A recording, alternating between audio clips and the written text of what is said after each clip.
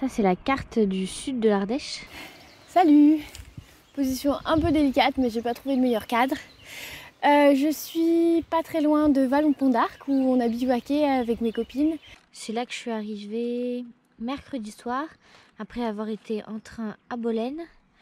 Et puis notre amie est venue nous chercher, elle venait du sud, elle est venue nous chercher en voiture, on est allé à Vallon-Pont d'Arc. On a bivouaqué dans le coin, le lendemain on a fait 24 km en kayak.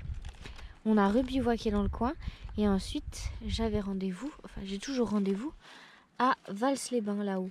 Aujourd'hui je me dirige vers Vals-les-Bains à pied. Il fait plutôt beau donc je suis contente. Et c'est parti là, je vais faire du hors-piste. Je vais suivre une petite rivière là qui passe ici et voir où ça me mène. Normalement je vais pouvoir rejoindre un petit sentier. Puis après, je ferai en fonction de ce que je trouve. Je regarde sur Géoportail. J'ai pas encore acheté Wi-Fi. Allez, c'est parti.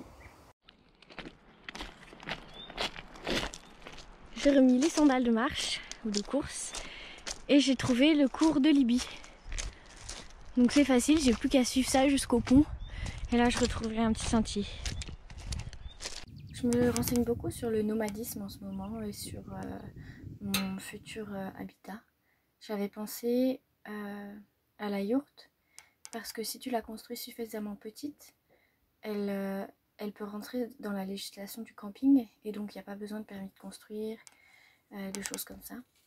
Et ça peut ne coûter vraiment pas cher si tu la fais toi-même avec des matériaux de récupération. Et ça aussi, ça m'intéresse. En fait, j'ai envie d'aller vers un mode de vie vraiment décroissant. Je me demande aussi comment me chauffer à l'avenir. Quelle énergie utiliser. Le bois, c'est ce qui semble le plus simple, mais à la fois ça pollue aussi. Et il semblerait qu'il n'y ait pas de solution miracle pour l'énergie.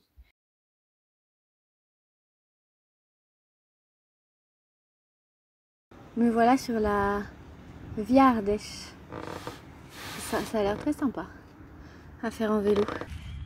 Bon bah j'ai aucune idée de combien j'ai marché, peut-être une vingtaine de kilomètres.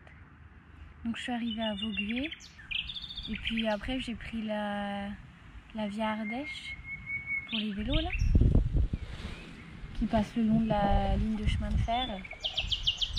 Enfin sur l'ancienne ligne de chemin de fer et du coup ça passe par des tunnels et là il y en avait un là avec des lumières complètement psychédéliques à l'intérieur, c'était très rigolo. Et là je me suis trouvée un petit coin tranquille. J'ai mis ma tente en mode tarp, encore plus large que d'habitude, pour vraiment pas risquer de toucher les parois humides demain matin. J'ai un voisin oiseau qui fait des trilles.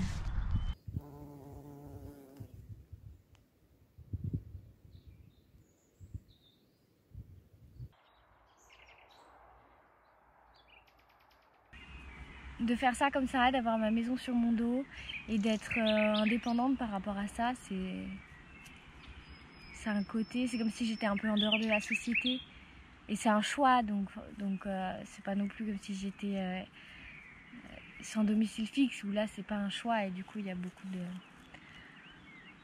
y a d'autres choses qui entrent en compte, mais moi j'ai le choix et j'aime bien cette vie là et aussi là du coup j'en profite pour voir des amis, des gens que je vois pas si souvent que ça en fait et le fait d'avoir le temps, ça me permet d'aller dans des zones géographiques un peu différentes parce que mes amis sont pas tous au même endroit là, loin de là, donc ça me permet voilà de continuer à tisser des liens, à les renforcer et ça je trouve ça très important. Et puis je découvre la France, je suis assez fière de connaître maintenant assez bien la France et de la connaître de mieux en mieux. Il n'y a rien de plus chouette que d'arriver dans une nouvelle ville, dans un nouveau village à pied, de découvrir une région à pied. J'ai trop de pain. Le reste que j'ai acheté hier, que j'ai acheté à midi, oh non, ce soir pour ce soir, et la baguette qu'on m'a donnée au café où j'ai pris un thé, parce que c'était le pain, il n'allait pas être vendu, le gars fermait, il me l'a donné. Donc voilà, je peux ouvrir une boulangerie. Je me disais que je parle que des bonnes choses, mais il y a toujours ce côté un peu... Même si je suis très habituée, il y a toujours un moment, à l'idée de passer une nuit seule dans un endroit inconnu, il va y avoir une toute petite appréhension qui en général va vite s'en aller. Et puis il y a aussi cette appréhension, je sais pas si ça vous le fait, de quand il n'y a plus de soleil. Quand le soleil se cache ou quand il y a des nuages, c'est comme si tout d'un coup je devenais beaucoup moins sereine et beaucoup moins joyeuse. Et que quand le soleil réapparaît, hop, je suis soulagée. Ça me faisait beaucoup en montagne sur mon tour de Lubaï, ça. Je sais pas si c'est quelque chose d'archaïque, parce que le soleil, c'était grâce à ça qu'on pouvait se réchauffer et qu'on allait passer une bonne journée il y a très très longtemps. En même temps, c'est toujours le cas aujourd'hui.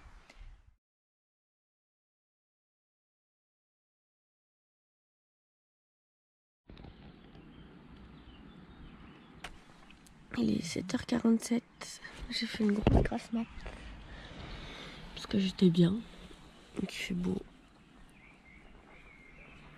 et j'avais du sommeil en retard. Quel bonheur de se réveiller comme ça. Et ça c'est un cadeau, il n'y a pas de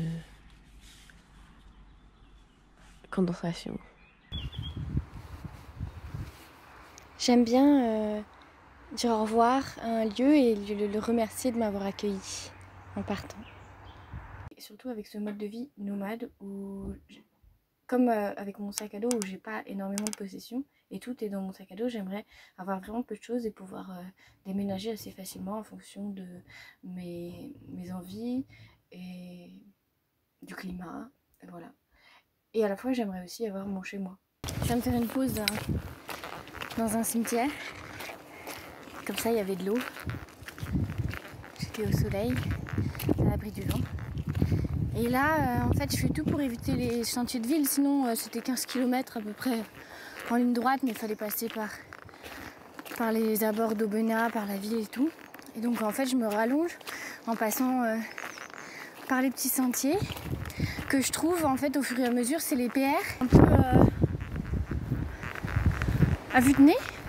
Mais pour l'instant ça marche bien et je prends des super jolis sentiers. Le paysage change. Je sais pas depuis quand ces dalles sont là. Ça doit être un très vieux chemin. J'aime bien. Puis il y a des terrasses sur les côtés, des murs en pierre sèche.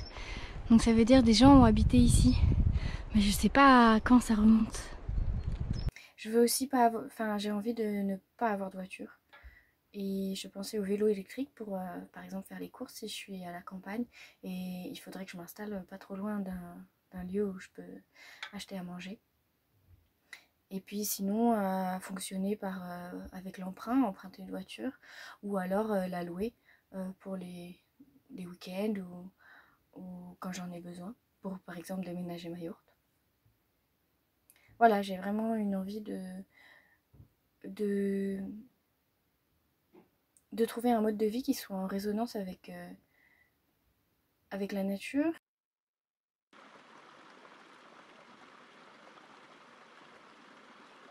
Voilà, j'arrive à la fin de mon petit périple. Je suis bien fatiguée là cet après-midi. Mais c'était vraiment un très très beau chemin. Enfin, plein de très jolis chemins dans la forêt. Surtout, et c'était très joli à travers des petits hameaux, tout en fleurs. Et là, je serais contente d'arriver chez mon pote à Vals-les-Bains, de pouvoir prendre une douche et faire une bonne nuit de sommeil. Voilà. Et puis après, l'aventure continue puisque je vais rejoindre mes parents à Vaison-la-Romaine lundi soir. Et puis après, on va faire le tour des dentelles ensemble, que je filmerai.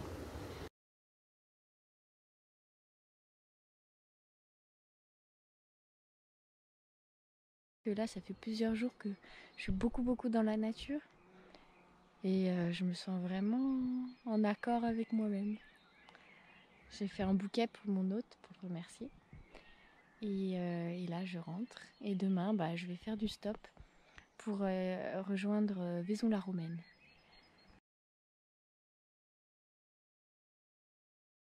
Bon le stop marche divinement bien. J'ai pas attendu plus de 5 minutes peut-être en tout depuis ce matin. Je suis partie à 9h40 ce matin de Vals-les-Bains et je suis arrivée à 13h à Vaison-la-Romaine. J'ai été prise par 7 personnes que je remercie, que des gens très sympas. Et ça a été d'une fluidité incroyable. Je dois être alignée avec l'univers. Quand je marche, je pense que je suis plus alignée que quand je ne marche pas. Et ça donne foi en l'humanité. J'adore ça, quand ça marche comme ça. Quand c'est aussi simple de rencontrer des gens. Mais voilà, le stop fait partie intégrante pour moi d'un mode de vie itinérant. Tout comme l'hospitalité. Donner l'hospitalité et la recevoir. Et à la fois, j'ai hâte aussi d'avoir depuis que je suis petite, j'ai ce rêve de tenir un gîte. Et en fait, j'ai l'impression que quand je serai un peu plus vieille, j'aimerais avoir un gîte, pouvoir héberger tous les gens qui m'ont hébergé et tous les autres. C'est un projet. Voilà, c'est juste, je vous raconte mon trajet de nomade là, et puis un peu comment ça se passe en ce moment pour moi. J'espère que ça vous plaît.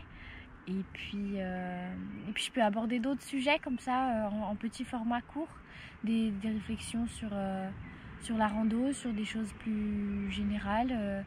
N'hésitez pas si vous avez des idées de sujets que vous voudriez que j'aborde. Je vous dis à plus tard. Si ce n'est déjà fait, abonnez-vous, likez la vidéo, commentez, ça me fait toujours plaisir, ça me soutient.